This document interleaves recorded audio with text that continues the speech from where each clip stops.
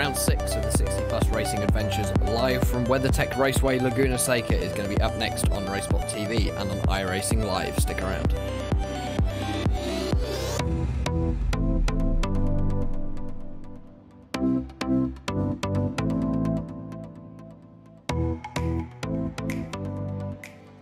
Team racing allows multiple iRacing members to team up and race together, just like in real-world endurance series. Teammates can share driving duties, spot for one another, or be a crew chief. Team racing is free both to join a team and to create one. Each teammate races on his or her own computer from wherever they want to. Your teammates can be anywhere in the world, and changing drivers mid-race is as easy as a click of a button. iRacing features team endurance events ranging from just a couple of hours to 24 hours in length. So, if you fancy taking part in an iRacing endurance race in the future, you can learn more about team racing on the teams page on the member website.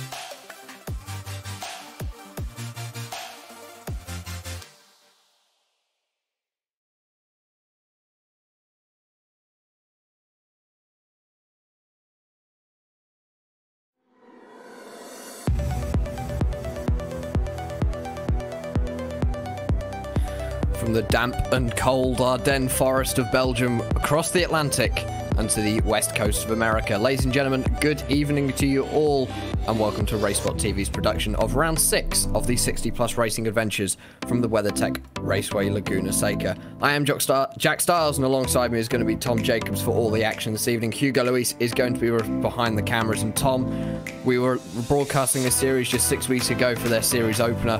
They have been racing since, and it's going to be two extremely exciting races for us all tonight. Yeah, it'll be a brilliant evening, won't it? As we saw in Spa, there's some great names up there that are still doing really, really well in the championship, and Laguna Seca always brings really close racing with the likes of superbikes and things like that. So really excited to see how we get on today, and yeah, let's get on with it. So obviously qualifying just coming to a close now. At the moment, everyone looks like they're getting their final laps in. 3 cars currently who haven't set a lap time so far are going to be John Fetcher, Jay Sally and Kenneth Baldwin. For those of you who are new to the series, it's very simple. They have 2 races over the course of the evening, and as the name suggests, the 60 Plus Racing Adventures is for everyone who is slightly of older age, and nobody here is under the age of 60, well, apart from the broadcasters. So it's going to be one extremely exciting evening. These guys always put on a good show, and we're going from Spa and we're going to Laguna Seca. It's a completely different track, completely different way to drive, much shorter lap as well, Tom, and it's going to be interesting to see how they navigate around here. Yeah, I think places like the corkscrew, and corners like that, the really tight stuff will be interesting. The Pro Mazdas. You know, as we know, corkscrew can really upset the cars, so once the guys get into a bit of rhythm though, they should be okay. It's a little bit different from Spa, obviously we haven't got as long straights here as you said, so really excited to see how the guys get on. Now obviously these guys, championship standings now up on your screen. You are currently looking at the Super 70s standings. John Unsby is going to be leading that, and that was won by, I believe, Manning Grinning last year. And so at the moment, top of your standings overall is going to be Bill Lawrence, a driver who you see oh so often up at the front of the 60 Plus Racing Adventures, and hopefully we're going to see a similar amount of action that we saw just 6 weeks ago at Spa. And some very tricky corners here. We're going to be looking, obviously, that run down into the Andretti hairpin for the first time, and as well the corkscrew, because who can forget Alex Zanardi back when he used to run Indy cars, and that was surely one of the best moves we've ever seen in racing, Tom. Yeah, it was brilliant times, wasn't it, as well? I always remember Colin Edwards, World Superbikes, I think about 2001, on the Honda, going around the outside of, I think it was Neil Hodgson at the time on the 100 Ducati. So always brilliant racing here. Corkscrew makes for some fantastic viewing. Obviously, everyone's just looking like we've got one car still out on track, the 014. That's going to be your driver of David Riley at the moment, coming down into turn number 6, looking like he has also finished his qualifying. So at the moment, his qualifying is going to be wrapping up, and we're going to be heading down to the grid for race number 1.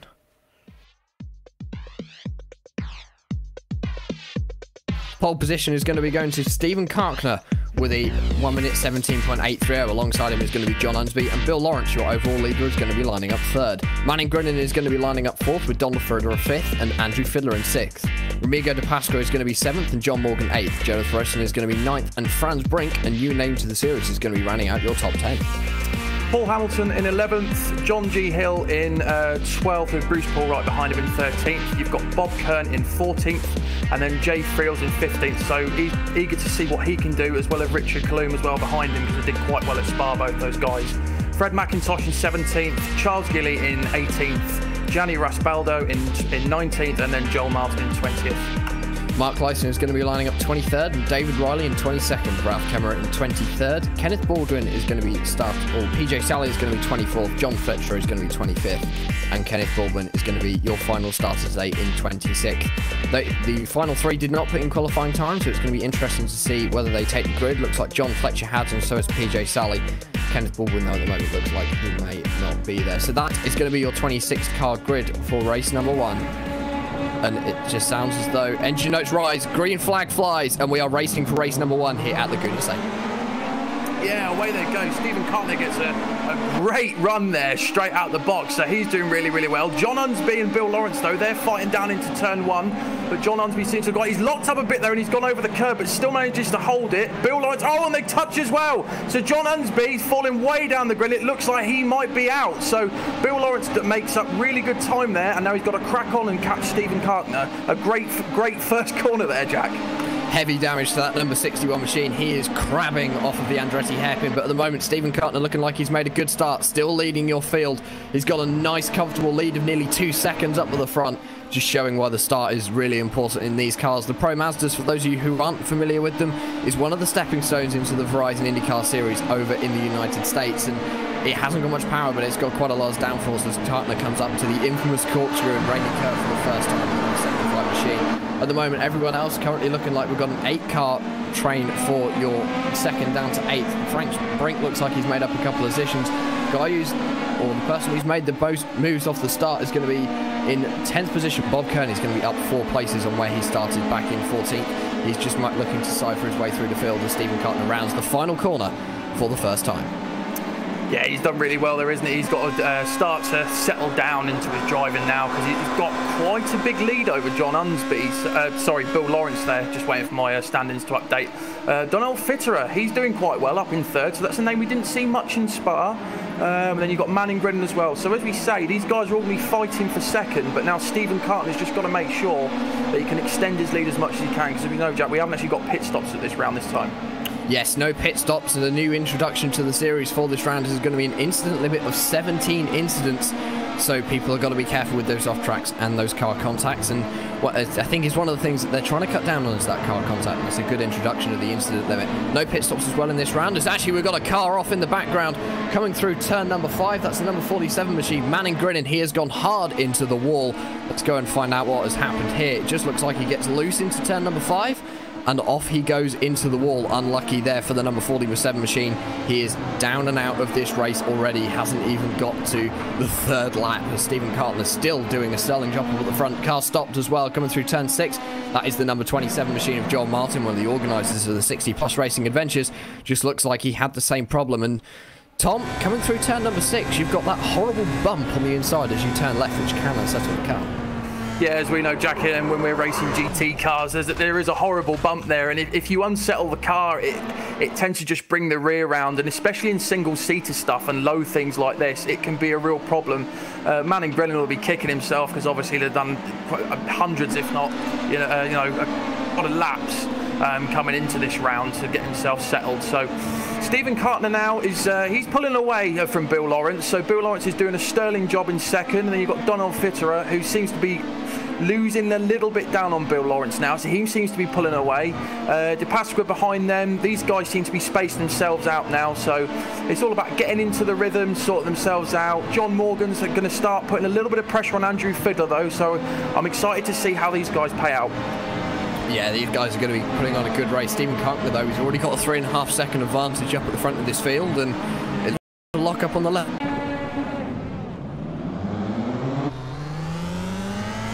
45 minutes this race. We've got 2 cars round on the exit of turn 6. That's the 77 and the 57. Bruce Paul and Paul Hamilton. Paul Hamilton was running up in 7th at the end of the last lap. Oh, that's a big incident there, Tom. And it just looks as though Paul Hamilton had a similar issue. Got on that curb, got on that bump, and yeah, sideswiped by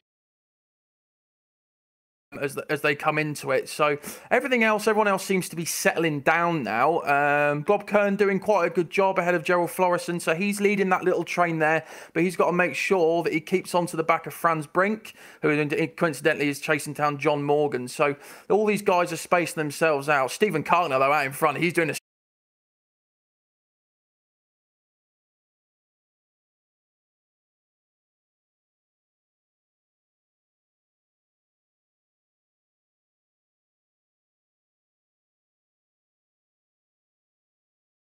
He's coming over the crest now into the corkscrew, hits his braking point, tips it in, just clips the apex, and then the apex on the way out as well. So really sterling drive for him at the moment, all going really well. Everyone else seems to be quite settled in now and just trying to gain on the person who's in front. We're just having a few issues here at the moment, ladies and gentlemen. We will have images back to you in just a moment. Until then, you will be having the audio coverage. Looks like we've got a car stop. The number 101 looks like he has just run off at the corkscrew. That is going to be Andrew Fiddler, and actually this is going to be quite big. He just looks as though he's... What's happened here, Tom? He just looks as though locked up into the corkscrew, and he went straight on. That's an uncharacteristic mistake for Fiddler. Yeah, does that tell me that it's a bit of a hardware issue, possibly, or maybe really has outbraked himself? But Andrew Fiddler did really, really well at Spa. He had a good run and some good place finishes. So I wouldn't say that was his fault necessarily. Stephen Cartner just reversing his way around the number 27 machine of Joel Martin. You should have pictures now, ladies and gentlemen. Sorry about that. We're just having a few technical issues up in the production booth. Hugo Luis is doing his best to deal with them. So, Stephen Cartner still continuing to lead. He has stretched out his lead over Bill Lawrence to 4.4 seconds now. Go back a little bit further in your field. Gerald Florison, John Hill and Richard Coulomb are all in a battle. And in fact, John Hill is going to be looking for a move live. We'll stick with this battle at the moment. John Hill looks like he is going to be challenging Gerald Florison coming down into the corkscrew. Yeah, so here he goes. He's going to go hard on the brakes. Looks to the left a little bit. Just got to keep himself composed as he attacks Gerald Florison here. As they come through these last few corners, this is a tricky one here because the car's going downhill, so it really wants to wash out. Gerald Florison will be looking hard in his mirrors, though, as they come up to the final job at the front of this field.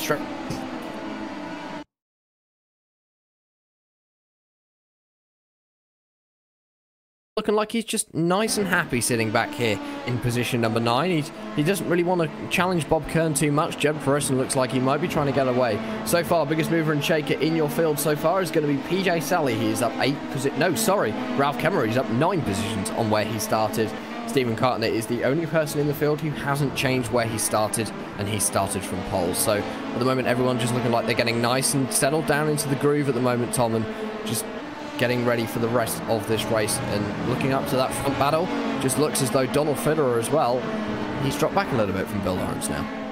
Yeah, he's losing a bit of time, isn't he? So I don't know whether that's because he's trying to conserve his tyres a little bit towards the end of the race. He was putting quite a bit of pressure on him at the start, but as we know, Bill Lawrence, he's a wise old owl, and he is a quick, very, very quick driver, actually. So out of your field today, I'd say he's one of only a couple of drivers that would ever. Further down your grid, John G. Hill, he's still looking at Bob Kern. Gerald Florison's starting to pull away now, so these boys are just, I think they're just conserving their tyres a little bit for later on in the race and just trying to put pressure on the guys in front, so, you know, trying to push them into a mistake. New fastest lap from Stephen Cartner, your leader, with a 1:18.024. Also battle for your final place in the top 10. Fred McIntosh versus they're going to be closing up on each other. Franz Brink has done an awesome job so far. He's up 4 positions on where he started. I believe also first time on a RaceSpot broadcast for the 60 Plus Racing Adventures. But Gerald Florison, he is a quick guy. We've seen him before, and he is going to be challenging for that as well. But this is now going to be looking like a 4-car train, because Ramigo de Pasqua isn't too far up the road for 5th position, as John Morgan looks like he's managed to get his way into 4th. Yeah, he's doing quite well, isn't he, de Pasqua? He's biding his time at the moment. Franz Brink and Florison are behind him, but he's doing quite well, Pasqua. He had a good run in Spa, and it seems to be it's consistent pace that he seems to have across this season. He's not doing too badly in the championship as well. Looking a bit further up your grid, Bill Lawrence still starting to lose time from Stephen Cartner. I think Stephen Cartner's just now conserving his tyres and conserving the car, because he knows unless he makes a mistake, he's got this in the bag. And then Donald Fitter as well. He's still applying pressure to Bill Lawrence there, Joe. Donald Federer, we know, is a driver who can apply pressure, and obviously some of these drivers, if they do have a bit of pressure, they will fold under it. And I think it's sometimes you just get a little bit too much going on in your head, and obviously you'll understand this as a driver, Tom, and it's just a case of sometimes if you just over concentrate on something, and that's when you start making mistakes and making silly mistakes that you don't need to make. And that especially happens when you're up the front of such a competitive field such as this. And in fact, looks as though Bill Lawrence has got a little bit of front wing damage. Yeah, he does, doesn't he? So I'm interested to see where he's picked that up from. I don't know whether it's one of the high curbs here at Laguna Seca where he's picked that up from. But as you were saying, Jack, yeah, once you're in that groove and you're up at the front and you're thinking, I'm having a really good race here, that's when the pressure starts to build up and your heart rate starts to come up. So you get a little bit of a break in concentration. That's when mistakes can happen. So it's all about keeping your cool when you're up at the front. But these guys are really in the groove at the moment. Who am I looking at? So John Morgan, he's doing really well in 4th, and then De Pasqua behind him. There's a little bit of a battle there as well. So just interesting to see how these guys go for the rest of the race. But they're all pretty spaced out and seem pretty chilled at the moment. I think I have a theory as to where Bill Lawrence's front wing damage came from. I have a feeling it came from the contact at the start between him and John Unsby. I'm pretty sure that was him involved in that, and that's obviously unfortunate for John, but I think Bill, he couldn't really do much to avoid that. John went, so he had a bit of a funny line going into the Andretti hairpin, and not really much he could do. Ladies and gentlemen, we are going to take you for a lap on board of the WeatherTech Laguna Seca, WeatherTech Laguna Seca Raceway, on board with Stephen Cartney, your leader, and we're going to go Race Spot Fan Immersion.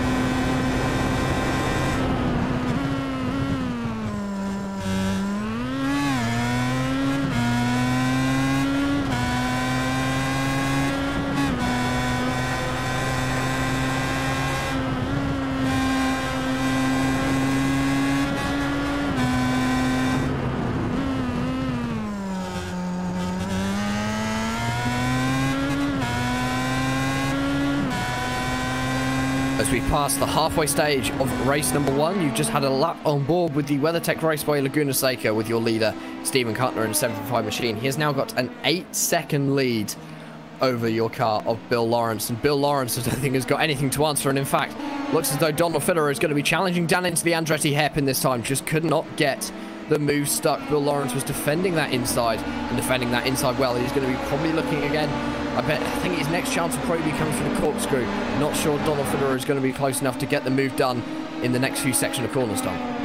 Yeah, it's also quite a risky place to overtake there, isn't it? Because if someone loses it and the front end washes out, as we've seen so many times in motorsport, then it's going to cost Donald Federer himself. So he just needs to keep right on the gearbox of Bill Lawrence as much as he can, bide his time. So come on, Donald, let's see what you've got. Let's see if you can really put the pressure on him now. He's losing a little bit of time in sector 2 around the track. We've got someone off on the left. Sorry, excuse me, which appears to be Camera. Ralph Camera. So he's gone off on the left. I don't know whether he was getting out of the way of the other drivers there. We'll have to see.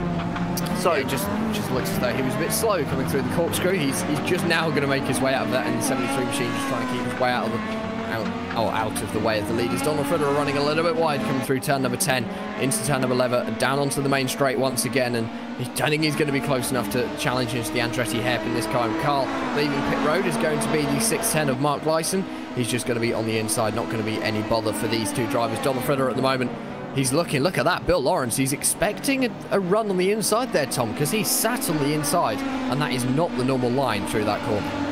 No, at the moment, so he's waiting on a move. So he's got to really bide his time at the moment and just make sure that the car is behaving exactly how he wants it. If he knows that risk is coming, he doesn't want to give a place away too easily.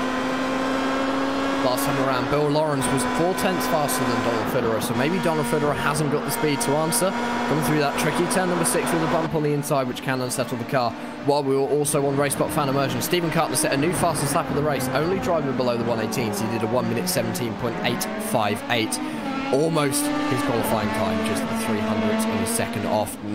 I think he might beat it by the end of this race when the fuel starts going down. But Donald Fitterer at the moment, he's actually dropped back now. He's a second back from Bill Lawrence, as we see him running wide coming out of turn number 10. Your number 27 machine is going to be stopped coming out of turn number 6.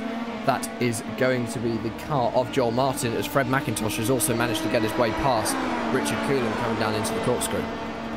Yeah, it was a good move by him, wasn't it? So he's done really, really well there, coming out the corkscrew. Now he's got to put his pressure on who's in front of him. So John Hill has got a couple of seconds in front of him. We've got a spinner there of Bob Kern. So Bob Kern spins out of the last corner. So I think he just got a little bit too early on the power as he came out the corner, spanned the rears up. And these cars aren't very torquey, but if you keep it high in the rev range, and that's when you can have problems, Jack. It's like the 9,000 RPM kill switch on the IRO5, which we see in the Classic IndyCar Series, which of course we cover here on RaceSpotTV and on iRacing Live. That will be back next weekend at Kansas Motor Speedway for another 300 miles of fun. But Bob Kern just looking like, yeah, he just looks like he lit the rears up a little bit too much there, and around he went, unfortunate for him. And he's had a good run so far today, Tom, and I just don't think he'll be kicking himself, but he's obviously got to remember we have got another race coming up for you just in about an hour's time. That will probably kick off. Stephen Cartner, though, is going to be crossing the line. 8 more laps remaining here at Laguna Seca, and he is just, there's not really much more to say about him, Tom, other than he's doing an awesome job up at the front, and he's setting personal bests every single lap. Yeah, he's just reminiscent of Schumacher at the moment, isn't he? In the early 2000s, he just seems to be walking away with it and just setting fastest lap after fastest lap. He's got a little bit of traffic and some back markers to contend with, but apart from that, there's no real threat from Bill Lawrence in the number 17 car, who in fact is coming under pressure from Donald Fitterer, who is right all over the back of him. So I'm interested to see what Donald can do here, because he's been trying to get past him for a few laps now. But Bill he's a wise old guy, is Bill, and he knows that he really needs to defend his position into the slower corners, because obviously Donald, as we know, can be quite good on the brakes. He's only 4.5 tenths behind now, Tom, so Donald Fitterer is looking like he wants to challenge for that second place, that second step on the podium. He wants to take that glory off of Bill Lawrence, and Bill Lawrence, he will defend like he normally does, and he will make that car the same width as the track, even if he has to do some slightly questionable maneuvers sometimes, but not very often we see that from these guys. They always race each other clean, and they always race each other well. It's something which I love so much about this series, because you always get good racing and good entertainment. Looking like we've got a battle for 6th as well between Franz Brink, Gerald Florissen and John Hill. These guys, John Hill is going to be a little bit back, so Gerald Florissen is going to be trying to challenge Franz Brink at the moment. They're coming through the corkscrew for the 15th time, and don't think he's going to be close enough. Donald Fitterer as well, just not sure he's going to be close enough for a move coming down into the Andretti hairpin. Just looks as though we've got a bit of a battle as well between Bob Kern, Charles Gillian and B11. As I say that, Bob Kern loses 2 places there down into the corkscrew, Tom. And oh, there's contact. Looks as though Bob Kern's gone deep and he has dropped back. So it just looks as though Charles Gillian, Fred McIntosh, Charles Gillian, Jay Frills are going to be going for that 10th position. Yeah, they fought well, didn't he? I don't know what happened to Bob Kern there. It just looks like he got a little bit wide and just upset himself. And then at that point, he's got damage. So hopefully it's not hindering him too much at the moment. Donald Fitterer, as we say, is still all over the back of him. So these guys are getting into a real rhythm now. There's not much to say that's going on at the front. Stephen Cartner is still pulling away with it. He's got about a 9-second lead now, and is also just fighting his way through traffic. Further down the grid, you've got John Hill doing a sterling job, and then he's got the likes of Franz Brink and Gerald Florissen are still fighting in front of him. Gerald Florissen, you know, is about 3 tenths behind him now, coming up, you know, he's putting in a sterling job, and Franz Brink knows that he's got to really defend his position at this point. Franz Brink has got to do an awesome job to hold on to that position as well. Looks as though Donald Fitterer is going to want to try and challenge for 2nd place, but at the moment not looking close enough. We will keep you updated on that battle for now. John Morgan, he's sort of what we haven't really talked about so far. He's currently sitting there in 4th, nice and quietly. Same with Rodrigo de Pasqua in 6th. But Gerald Florissen, he wants that 6th position off of Franz Brink, and Franz Brink is going to be defending hard. John Hill is going to want to get involved in this as well and down in 8th position. So we could have actually what's looking like a 4th car train for 5th position if these guys can catch up to Amigo de Pasca in 5th. Yeah, it's. I was just thinking then it's not been the most exciting race we've had with 60 plus, but during the closing stages now, it seems to be getting a little bit better, doesn't it? So this fight for 5th. I mean, you've got Amigo de Pasca in there, who's just having quite a sterling drive. Actually, we haven't mentioned him much at all as well, Jack. So he's having a really good drive up there in 5th. So and then John Morgan, well, he just seems to be hot lapping at the moment, doesn't he? He's got a few back markers to contend with as well, but another sterling drive for him. But as we were saying before, John Hill, Gerald Florison and Franz Brink are all having this lovely fight in the midfield, and I'm quite interested, I don't know about you, Jack, to see how it plays out at the moment. I'm more than interested to see how that pays out. If you all cast your minds back to 6 weeks ago at race 1 at Spa-Francorchamps, you'll remember that the lead changed 3 times between Blanchimont and the actual finish line. So we always have good action here, and obviously the final lap in race 2, a little bit of an incident for certain drivers, but we won't go back and have a look back at there. Stephen Cartner just going to be navigating some back markers. Don Fillerer looks like he's dropped back off the back of Bill Lawrence. There's now a second the gap between 2nd and 3rd, but looking back for this battle for 6th, everyone's just running nice and cleanly and all in line at the moment. All in line, one by one, and heading down into the Andretti hairpin for the 18th time. Yeah, so here we go then. So Gerald Florison, Franz Brink and John Hill are all fighting it out, and they've got to get to the end of this race and not make any mistakes, because I can see this chopping and changing towards the end. Looking a bit further down the field, you've got Jay Friels, who is on Charles Gilly as well. So let's see if he can have a little go into the first corner as he looks to the right. No, he seems to be too far back at the moment. He doesn't want to challenge that too hard, but a little bit of a lock-up from him on the left front. So those two are fighting down there. Jay Friels is still having a look. He has another little look up the inside into the next corner, but doesn't seem to make it stick at the moment, Jack. No, he's just looking for that run. He needs a good run off the corner to just get him past Gilly, get himself past Gilly. Jay Friels is, look, here we go, looking up the inside, coming down into turn number 5. No, can't get it done on the outside either. Gilly is doing an awesome job to defend from it at the moment. Turn 6 is not somewhere you want to go for an overtaking opportunity, especially if you're on the inside. Are we going to get contact? It's going to be close, but they're still going to run side by side. It looks as though we've got a bit. It looks like, is that Bill Lawrence coming through? No, it's not. It's Bob Kern. So side by side into the corkscrew. And is they're going to still be side by side, and just looks as though Jay Friels. Here comes Bob Kern. Late move there on Charles Gilly. Looks as though the car or the driver of Jay Friels has got himself up into 10th position, and it just looks as though Bob Kern is going to be next to try and challenge Gilly for P number 11. Yeah, he's going to be having a look, isn't he? He's going to be right on the rear wing, of Charles Gilly now. So has a little bit of a lock up there, does Bob Kern. He's having a bit of a rough race, isn't he? He's got a nice aggressive style about him. So as they go down the back straight now, it's great to see Jay Friels made that payoff into the corkscrew. I was really expecting a big accident there. As Charles Gilly looks up the inside to try and take his position back, but doesn't seem to get it. Big lock up from him, and then Bob Kern has a look around the outside, but locks up as well. So it's not over yet, Jack. They're all getting, one goes deep, the next one goes deep. They're all following each other on braking points by the looks of it, coming through turn number 3 and 4 at the moment. Bob Kern looking like he might want to challenge Charles Gilly. A little bit far back for a good move and a nice safe move on him at the moment. So I think he's just going to be waiting that little bit longer and waiting to get that move when he wants it to. Going to turn 6 is quite a good one because it forces the other driver to think whether they want to try and challenge or whether they want to sacrifice the position and all that. Look at that. Gilly got slightly loose coming out of turn number 6. Run up to the corkscrew, coming up into 7th, up the Rahal straight, up into the corkscrew for the 19th time. Bob Kern not going to want to challenge here. Oh, wow. Jay Friels is round. Charles Gilly chose the wrong line through there. He is going to be stuck, so Bob Kern is going to get 2 positions off that. Jay Friels is now moving. He's going to be going around the outside. Charles Gilly is moving as well. That's just a little bit of an unfortunate mistake there from Jay Friels in the 91 machine. It just looks like he lost it all on his own, navigating those bumps. The car got unsettled, and Charles Gilly did an awesome job not to go into the side of him. You couldn't get a bit of paper in the gap between those 2 cars there. No, you could get a cigarette paper in between them, could you? Charles Gilly, well, he'll be kicking himself a little bit that he got caught up in that, but that's just racing and that's bad luck. Jay Friels just looked like the car just got unsettled on the way in and possibly got a little bit airborne on the 2 front wheels, and it just sent him round in the end. But lucky for him, Charles Gilly didn't actually lose any place. In fact, he gained a place on Jay Friels coming out of that. So if anything, it's done him a little bit of a favour as a nice little freebie there. But now Bob Kern is way up the road now. Looking a bit further up the grid, you've got John Hill's going slow actually, so I'm not quite sure what happened to him, if we can get a replay, but it lets, sorry, a bit of IT issues. So yeah, John Hill going slow through the corkscrew.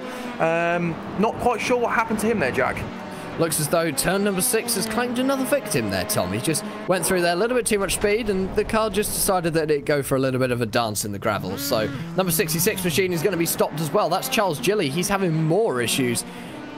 Tom, it's the same thing. He's done exactly the same thing as John Hill.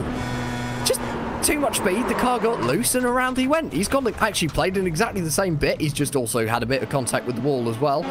Car looking like it's got a little bit of front wing damage, but nothing too major at the moment. But two cars on the same lap, both spinning on the same corner, both having a play in the gravel.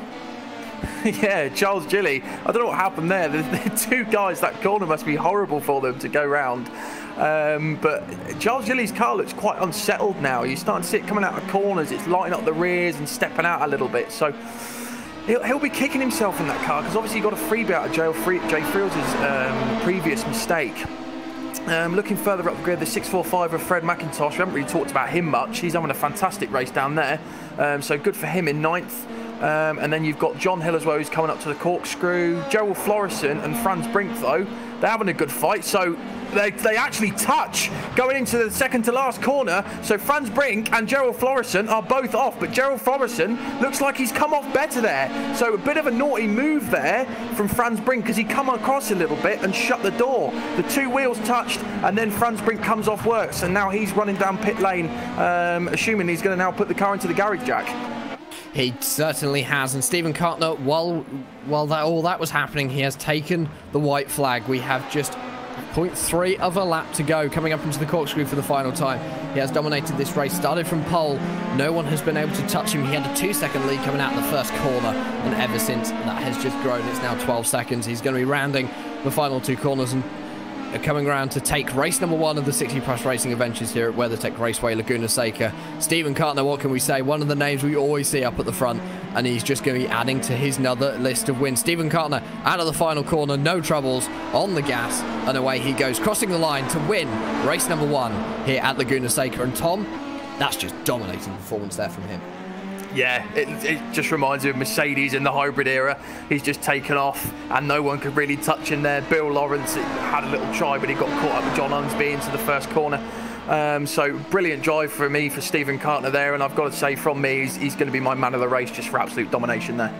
Bill Lawrence and Donald Federer, they stayed the same. Bill Lawrence finishing P number 2 and Donald Federer P number 3. John Morgan is now going to be crossing the line to take P number 4, and Amigo de Pasqua not going to be far behind him. He is going to round out your top 5. Once all the cars have come down and finished the race, so we can confirm where everyone is going to finish, we will take you down to the final standings. But Tom, from that race, everyone was just having I think it was a nice steady race. Not too much action, but it was just enough to get us through. Yeah, race 1 out of 2 getting into the evening, isn't it? As we saw at Spa, the second race was a little bit more exciting than the first one, even though the first one at Spa was still absolutely brilliant. But yeah, these guys, they got themselves into a little bit of trains, didn't they? Towards the end, we had a few incidents in the midfield, but the front runners pretty chilled out, took their points, and getting ready for race 2. Final cars now coming across the line, and they are actually going to be your 10th and 11th place finishers. Jay Friels is going to come across the line in 10th, and Charles Jelly is going to be 11th. That rounds out every single person. They have now finished this race, and we can take you down to your RaceSpot finishing order.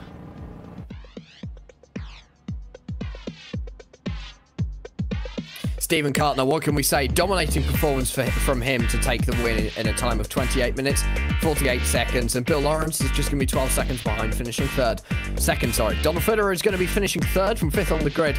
And John Morgan is going to be finishing 4th. Amigo de Pasqua is going to be 5th. Gerald Florison is going to finish off in 6th. John Hill is going to finish off in 7th. Fred McIntosh in 8th. Bob Kearney had a few issues during the race, but he finishes in 9th. And Jay Friels is going to round out your top 10. In 11th, we've got Charles Gilly, who did very well there at the end to escape incident. Gianni Raspaldo in 12th. PJ Sally in 13th. They had a quite good race, actually, quite a chilled out one. Richard Clue in 14th. Didn't expect him to be that far down, but maybe he can make it a little bit up in race 2. John Unsby, incident at the start, but did very well to make back up to 15th David Riley in 16th, Paul Hamilton in 17th, Franz Brink after his incident on the second to last corner in 18th, Manning Grinning in 19th, and round out your top 20 is Bruce Paul in the number 57 machine. Ralph Kemmerer is going to be finishing 23rd, didn't have the race he quite wanted today, and Andrew Fiddler is going to be behind him in 22nd. Mark Gleason is going to be 23rd, and in fact, Andrew Fiddler, Mark Gleason, Joel Martin, John Fletcher are going to be your non-finishers, and Kenneth Baldwin was our one non-starter today. And Tom, coming out of this race, I think it's definitely going to show that race 2 could be extremely exciting. Yeah, it could be, couldn't it? Race 1, a little bit chilled out for you guys at home back there, but that's racing. We see it in F1 all the time and things like that. There was quite a good few incidents in there, good few overtakes. So I'm interested to see what the guys do in race 2, whether they go what they did this race, which seems to be conserved tyres throughout the race, because obviously they're not pitting, or whether they just go hell for leather. We're going to step aside for a few moments here on RaceSpotTV, and then we will be back, and we will get our top 3 in for some interviews.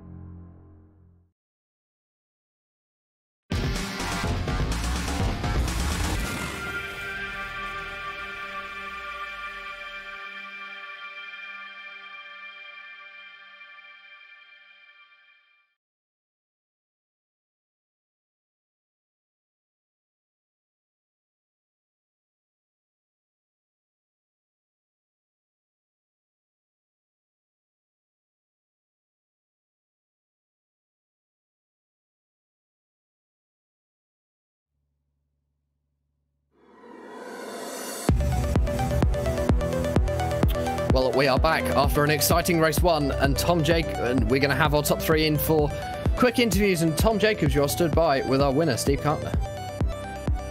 Yeah, Steve, a great drive from you there. So you got the 2 seconds out of the first corner, and then just proceeded to dominate. You pulled away from Bill Lawrence. So what was going through your mind when you saw the carnage behind you? Well, thanks, Tom. Yeah, well, I didn't know they were going to bunch up so badly in the Andretti hairpin, but they did. So it gave me a little bit of a lead, no draft possibilities. So I just kept it at a 118 pace or around there for the rest of the race. Yeah, it was brilliant driving from you as we were watching you. Are you going to do the same sort of tactics in race 2? If I can get qualifying, if I can get the pole, I'll do the same thing exactly and just try and pull away slowly. Okay, that's brilliant work. Looking forward to seeing it. And finally, is anyone you'd like to thank? Well, thanks to RaceSpot. You guys do a terrific job. It makes the races sound really exciting with you guys talking about us all the time. Thanks to you guys again. And thanks to Joel, Mark, Bill, and everybody who does a lot of work, Bruce, in our league. Thanks very much, Steve. Good luck in race 2. Thanks, guys. And I am stood by with our second place finishers today, Bill Lawrence. And Bill, first of all, congratulations on that second position. And obviously you had a bit of challenge there from Donald Fitterer. Were you worried about him trying to get his way past, or did you think you could hold that second place? No, Donald is very fast. He's all over me. Yes, I was worried, but it is tough to pass here. And obviously, last time we were with you guys over at Spa, it's a completely different circuit here, Laguna Seca. Just how much different is it driving one of these cars around this tight and twisty circuit, which does need quite a lot of technical skill?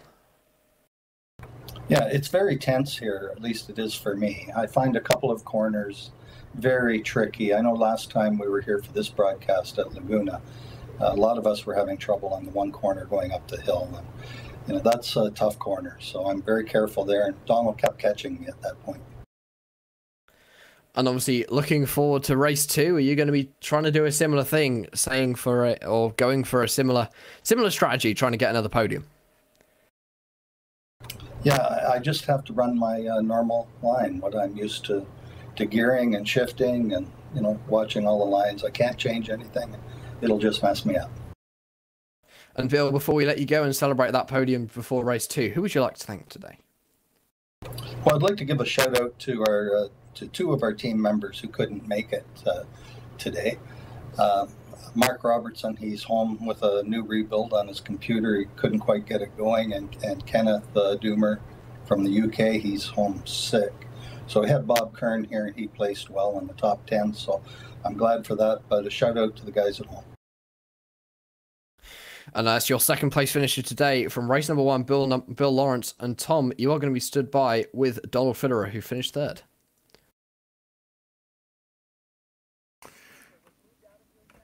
Donald, a great drive from you there.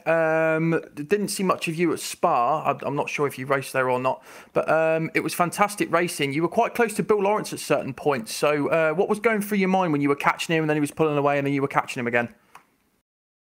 Well, I wasn't sure if the draft was helping me or if I was just a little bit faster at those points, but Bill drove a great race, and then I was coming down through the that real hard descent and lost control a little bit, and he gained a couple seconds, and I could never catch back up to him.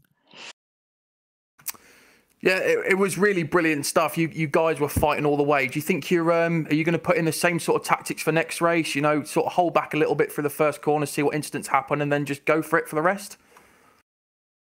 Well, unfortunately, I ordered a new mountain bike, and I have to pick it up, so I won't be able to do the next race. Oh, well, that's a shame. But anyway, there was absolutely fantastic racing from you, and it was great to see. Just before we let you go, is there anyone that you'd like to thank?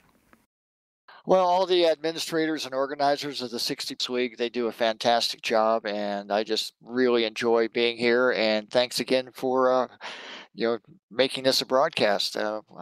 My family enjoys watching, believe it or not. And cheers to you guys. No worries. That's brilliant stuff, and we love commentating on it as well. Good luck for the next round that you race in. Thank you, guys. Cheers. And before you go, Donald, I think that's a good excuse to miss race 2. Thanks. Donald Fitterer, your 3rd place finisher. We will be stepping aside now on RaceSpotTV. Don't go anywhere. We'll be back with race 2 in just a short while, and it will be just as exciting as the one before.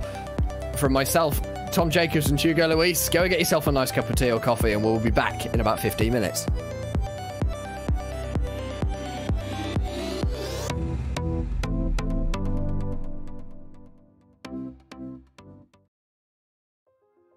I got for Christmas this book written by Joe Soward called The World Atlas of Motor Racing. It's basically a coffee table book that's just got every circuit on planet Earth, along with history of each circuit, you know, organized by where they are, what countries, and so on. And it's just fabulous reading. But I remember reading about this circuit, the Nürburgring, which I didn't really know much about even back then. I think we were working on the original IndyCar racing. I mean, I knew a little bit about the Nürburgring because, of course, Niki Lauda had crashed there, Jackie Stewart was legendary there, but this book made it sound like just an incredible place. For anybody who's in motor racing, it's like the ultimate challenge. It's basically still a throwback to the way circuits were back in the 20s, which is very long, super challenging, extremely unsafe. But I remember that, I mean, for most of the circuits, they had track maps, kind of get a sense, oh, this is what this track looks like, and they'd have photos and whatever. The Nürburgring, there was no track map because it was too long. they just talked about different sections of the track and the fluke plots, you know, where the cars caught air and Foxthroat and, you know, all these famous spots. I just thought, geez, I gotta learn more about this track. And wouldn't that be a cool thing to be able to drive this in a sim? Of course, back then it was, we were still working on the original, you know, essentially the Indy 500 code base. And the cars weren't 3D. I mean, the physics for the cars was mainly a 2D model. And the Nürburgring has tons of elevation change and, you know, all kinds of camber changes and banking and what have you. And plus, it seemed incredibly daunting. I mean, it's one thing to build an oval or even a short road circuit, but, you know, a 14-mile track with mountains and villages and everything else to go through. It just seemed like, yeah, well, maybe someday.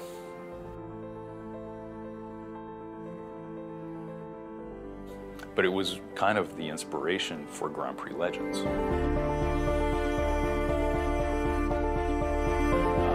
Because in that book there was not only the Nürburgring, but they talked about Monza, of course, and, you know, all these classic Grand Prix circuits from the 60s, and it really was a different era. You know, when they raced at Spa, Spa used to be out into the countryside between the farmhouses. There was like some high-speed sweeper, you know, going right through a village, you know, with basically hay bales protecting everybody. I think 3 tracks really that are still around that are from kind of the 20s and before. Indianapolis is the oldest, built in 1911. Monza and the Nürburgring, which was built between the wars, basically as a public works project to help put people to work after World War I. And really prior to the Nürburgring was sort of still built when that was the way circuits were done. It was like this challenging, you know, take your car up and over a mountain and through the woods. But it's still very dangerous. I mean, it's windy and narrow and hundreds of blind corners that you absolutely have to know, you know, where is the track? Not the whole thing, because they didn't have it all. Aerial photos a little bit and all. And, you know, building all the objects and trees and everything took a pretty long time. But even back then, we weren't building nearly as many objects as actually exist around the track. I mean, it was sort of like, well, you know, this is a little village, so we'll put these buildings. We've got some pictures, and we know there's this building and that building and this billboard. I mean, so you kind of have to get all of those reference points right to get to know where the exit is. You know, so now it's a very different process. What you capture with the laser scanning is the expertise of the road builders. I mean, the guys who went and graded that circuit and built all the, you know, the road grades and banking and everything, they know how to build roads. And it's not a trivial exercise. When you're out there driving around, you realize, oh, everything is banked just right. There's nothing artificial about it. You know, in the old days, when we were making video game tracks ourselves, we don't have expertise in building roads or grading the entry to a corner or what have you.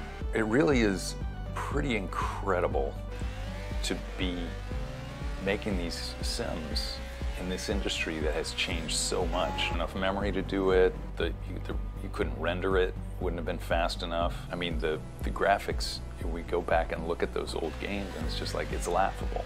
I mean, how did anybody even think that this was fun?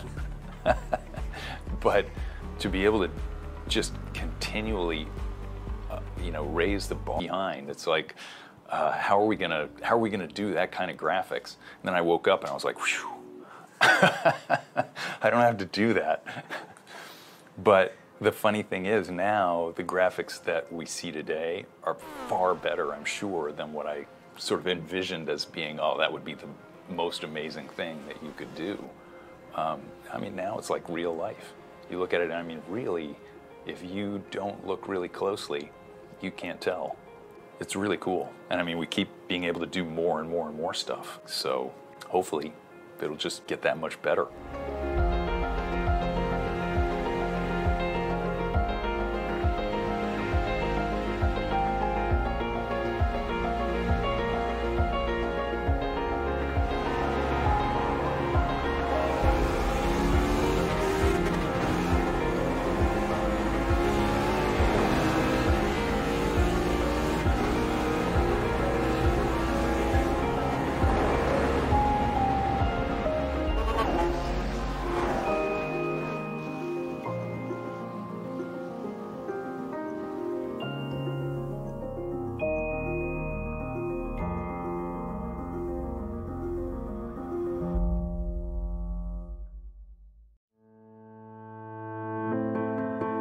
Kyle Kimball. I am the Manager of Operations in the Motorsports Department for Mazda North American Operations. We are at Bondurant Racing School here in Phoenix, Arizona, and we are putting on the Mazda Road to 24 shootout. We started with 14 qualifiers that submitted business plans to us, and from those 14, we narrowed it down to 4. Those qualifiers were Celine Roland, Tyler Casera, John Allen, and Preston Pardis.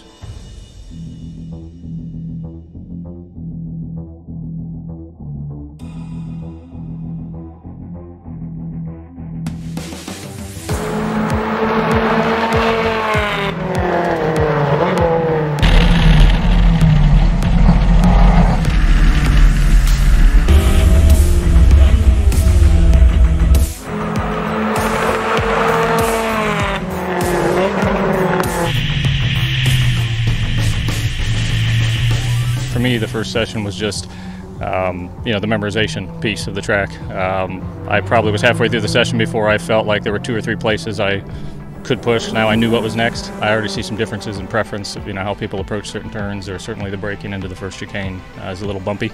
So there's a lot to learn, but that's part of the fun.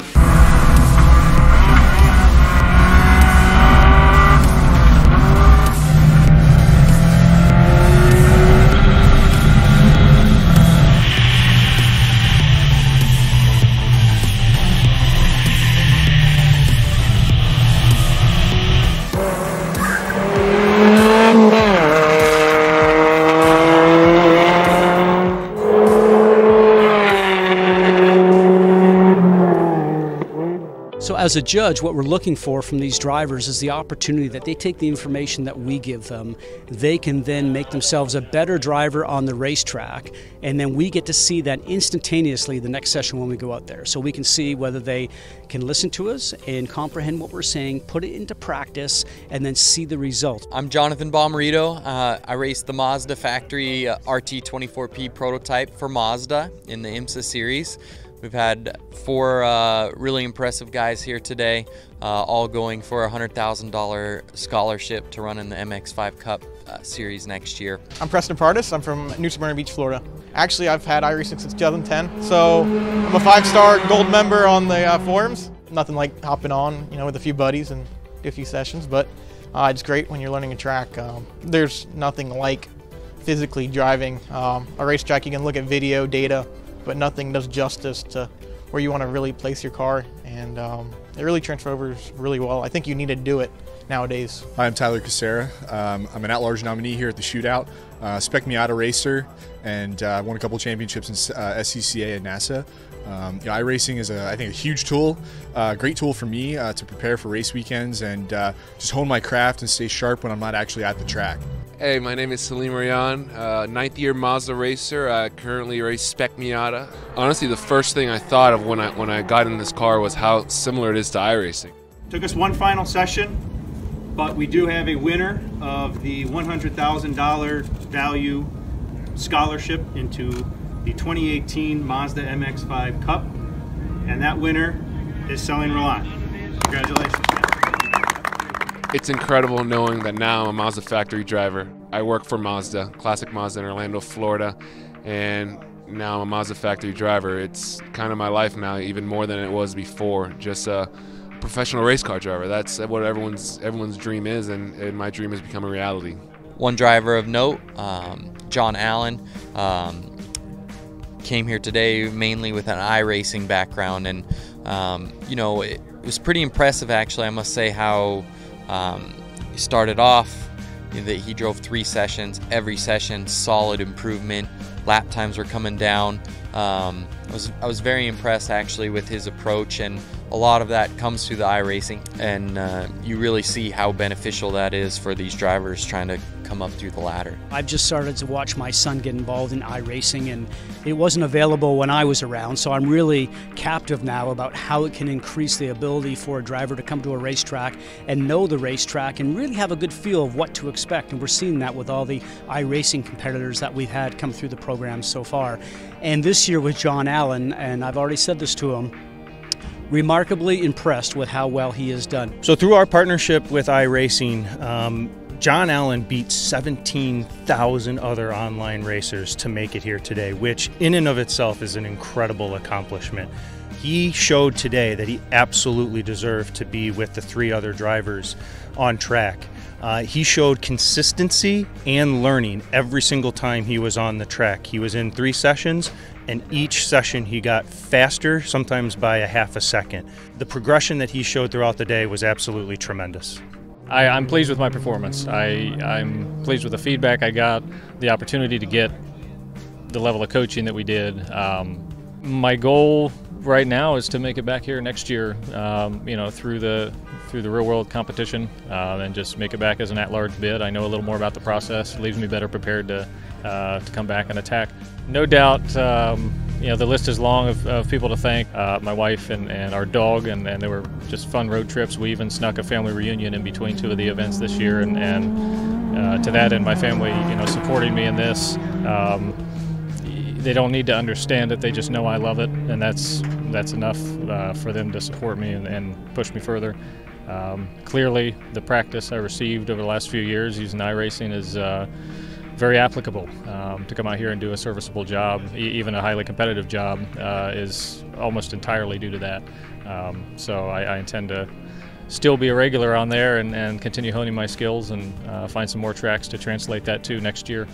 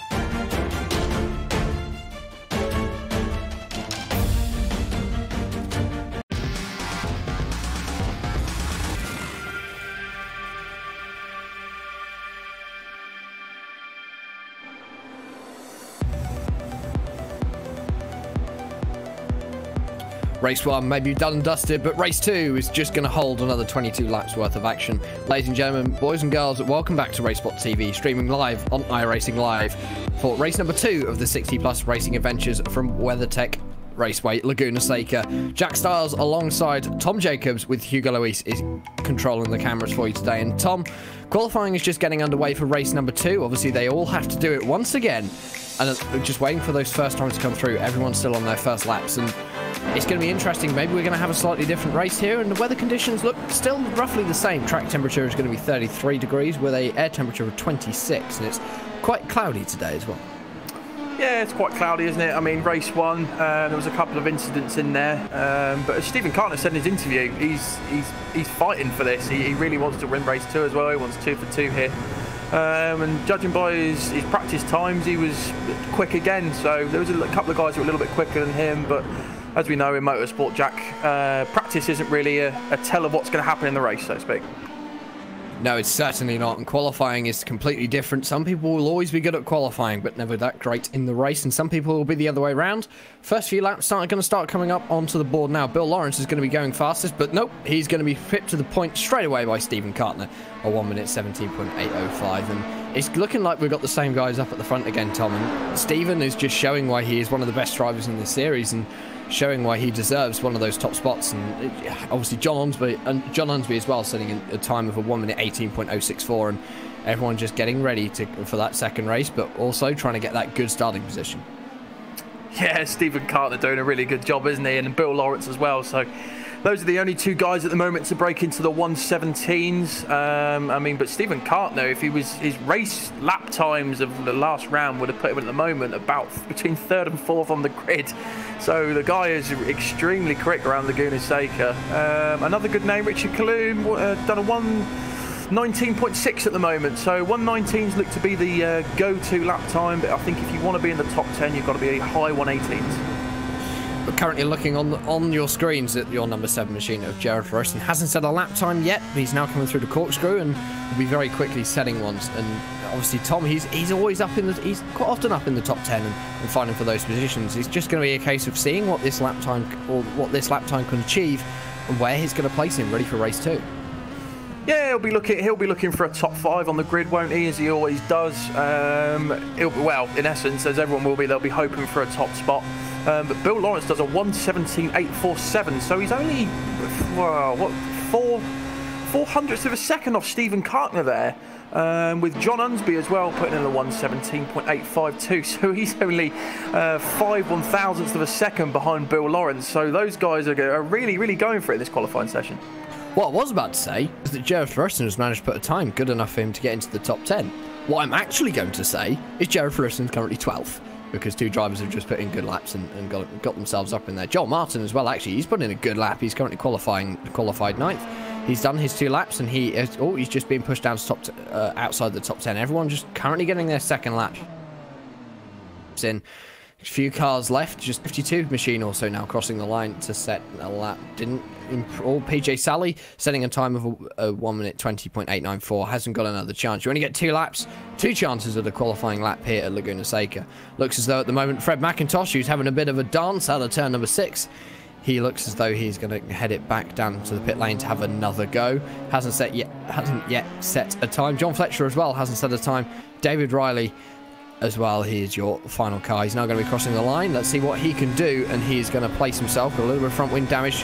A 1 minute 21.681, good enough for 20th position. Not as many cars at the moment going to be competing in race 2. Obviously, we know Donald Fitterer has had to step away for the second race to go and pick up his new mountain bike, and obviously maybe a couple of other drivers just going elsewhere to do a couple of other things. Manning Grinnan has also got all his lap times done. He is going to be qualifying 6th at the moment, and actually it looks as though the top 5 for race number 2 is almost identical for the top 5 for race number 1. Yeah, these boys have done really well, haven't they? I mean, look at your top 3 now. John Unsby, Bill Lawrence and Stephen Cartner. Those guys are really, really close together. And then looking a bit further down, you've got John Morgan, De Pasqua, Manning Grinnan, and all those sort of guys are really, really close together. So if we look a bit further down the grid, Jack, like from 1st to 18th is all separated by about 2.5–3 seconds, which is just, it's great to see. Just waiting for the final couple of cars to either finish off their final qualifying lap or head it back down onto the pit lane. Fred McIntosh hasn't yet set a time. One of the 2 cars left. The other one is John Fletcher. He is currently not out on circuit. He's only got about 3 minutes to get a lap in. So Fred McIntosh is going to be setting... No, he's not going to be setting a time. Looking as though he had a bit of an issue on that lap, Tom, and he's not. He's going to be currently qualifying 22nd, so he's got to start this race from the back of the grid. Yeah, he'll be starting from the back of the grid. He won't be happy with that, will he? I'm just looking at David Riley as well, a guy we've normally see in the midfield who, out of the last corner, got a little bit of upset as well. So he's still down there in 20th place at the moment, which is not what he'll be hoping for. But Richard Kaluma, actually, who we saw was doing really quite well at Spa in round 1, at the moment is only 14th on the grid, so with a 1:19.6. So I think he'll be wanting to be a little bit higher up the grid there, but. For the moment, not many people just finishing off their lap times now, but it really does look like Stephen Kartner takes pole position again for your race 2. But not by much, only by around 0.5 of a second this time. Once we can confirm that everyone has finished their qualifying laps, we will take you down on to your starting grid, which it looks as though they have now. Yeah, they'll be getting ready, won't they? So everyone's across the line. We'll be getting ready for race 2. Your predictions, Jack, for race 2 before we get going? I think my prediction for the win was going to go to Stephen Kartner. He dominated race 1, and I can't see him doing much else. I think it could be very close between Bill Lawrence and John Unsby. Their qualifying times just split by 0.005 of a second. You can't even click your fingers in that time, Tom. So we're going to have a very close fight up at the front of this field. Although 4th position for John Morgan, he is quite a lot slower than John Unsby. It's around half a second. So I believe we're now going to be taking you down to your starting grid.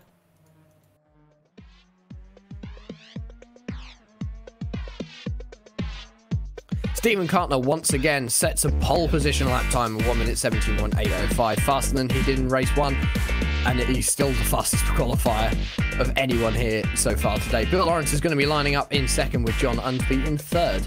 John Morgan is going to be lining up in 4th. Ramigo de Pasqua is going to be 5th. Manning Grin in 6th. Gerald Perisson hoping to get a bit of a better race too is going to be 7th. Andrew Fiddler in 8th. Jay Frills in 9th. And Bob Kern is going to round out your top 10. Bruce Paul in 11th with Joel Martin behind him in 12th. Gianni Raspaldo in 13th and Richard Klum in 14th. They'll be looking to make up a few places in the race there. John Hill in 15th with Paul Hamilton in 16th. You've got Charles Gilly, who, as we saw in the last race, did quite well. But he's down in 17th with the 1:20.2. PJ Sally in 18th. Mark Lyson in 19th. And David Riley rounds out your top 20. Ralph Camera is going to be starting 21st and the final car to get a lap time in. Fred McIntosh is going to be 22nd with John Fletcher in 23rd. And that is your 23-car field for race number 2 here today. And Tom, just as everyone is going to start heading down to the grid, obviously it is a standing start, not the rolling start like we saw at Spa. And it's going to be interesting to see how these guys deal with the start. We did see a bit of an incident with John Unsby in race number 1, and hopefully we won't have a repeat of that in race number 2.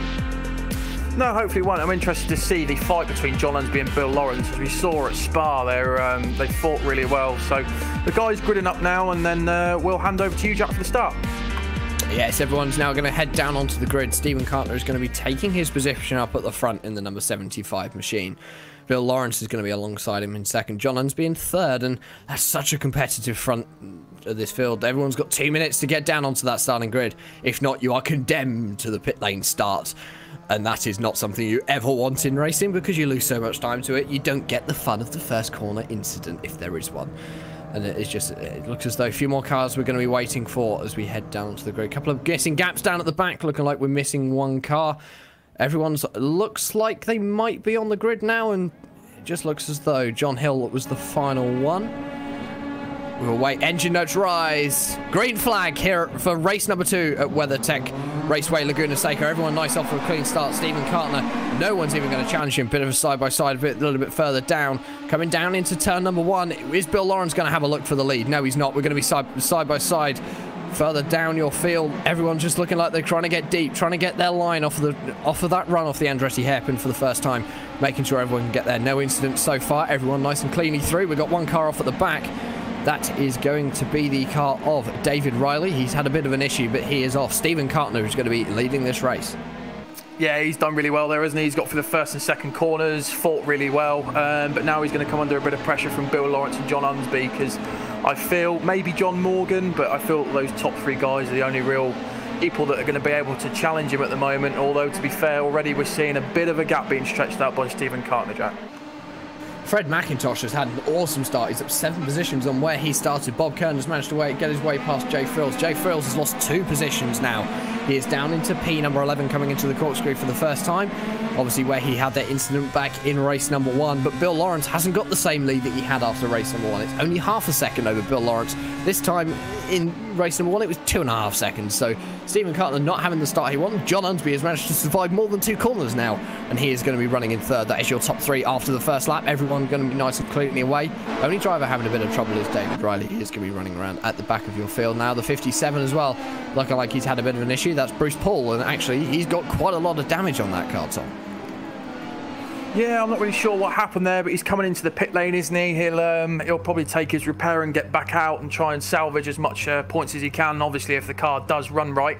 But what we're seeing now, as you said, Jack, is the top 3 are starting to pull away. Bill Lawrence goes very wide, actually, out of that corner there, so he's lost a lot of time to John Unsby, who's now right up behind him. So let's see what he can do here. So John Unsby will now be biding his time. He will have seen the dust be kicked up by Bill Lawrence's car.